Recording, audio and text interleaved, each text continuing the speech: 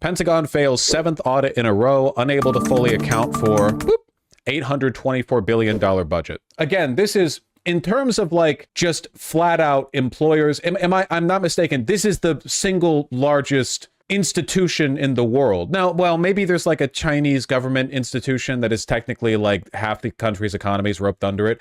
We're at the very least like one of the largest. We're talking about like an ungodly amount of wealth and power, millions and millions of employees. It's very big. Number 2 here, list of largest employers. Oh, interesting. The Indian Ministry of Defense actually just barely beats out the Department of Defense. Huh. And then there's the People's Liberation Army in China. And then Walmart at number 4. Fantastic. Absolutely fantastic. Okay, I didn't know. All right, well, India and China both have like 1.4 billion people. So I feel like if you're talking like in a per capita sense, the Department of Defense is the largest institution relative to the whatever. You get me. Anyway, yeah, Pentagon failed its audit. Why? Well, there's 2 reasons. Some of the money that goes into the Pentagon, they don't want to tell you where it goes for national security reasons, like with our satellite spy program. A lot of the money that isn't accounted for, though, it's just graft and corruption. That's it. You know, military-industrial complex stuff, classic. A lot of money goes out there. And people always say it's like Raytheon or Lockheed Martin. It is not just Raytheon, Lockheed Martin. There are so many companies tied up in this.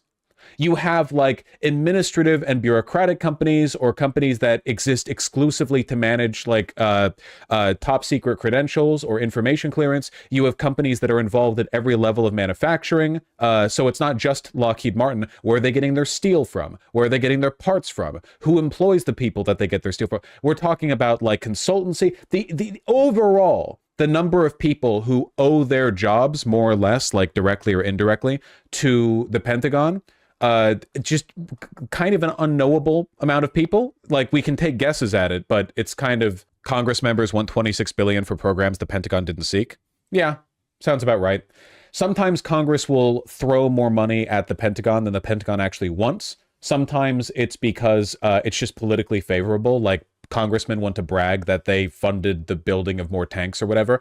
And often it's because of like corrupt relations with the companies that build those weapons, you know? The Pentagon might not want more money to be thrown at them, but that money does end up going to Lockheed Martin, so Lockheed Martin does want you to throw more money at them, basically. Is America just a giant scam? I am describing capitalism, so, you know, it's a broader institutional problem, but, I mean, sure, yeah. Cool system? Oh, yeah. I mean, imagine spending $26 billion on programs the Pentagon didn't seek when Israel would have loved that money. 7th audit in a row.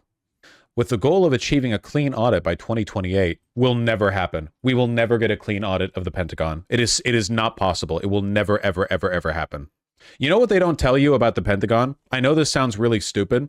You really don't get a feel for how big it is unless you're there. It's like the Washington Monument. The Washington Monument, if you're looking at a picture of it, it's like, oh, it's a big tower. But if you're actually at the base of it, it's like, wait, it's massive. Same with this. I was driving past it. I don't know what the name of the highway that runs by the Pentagon is.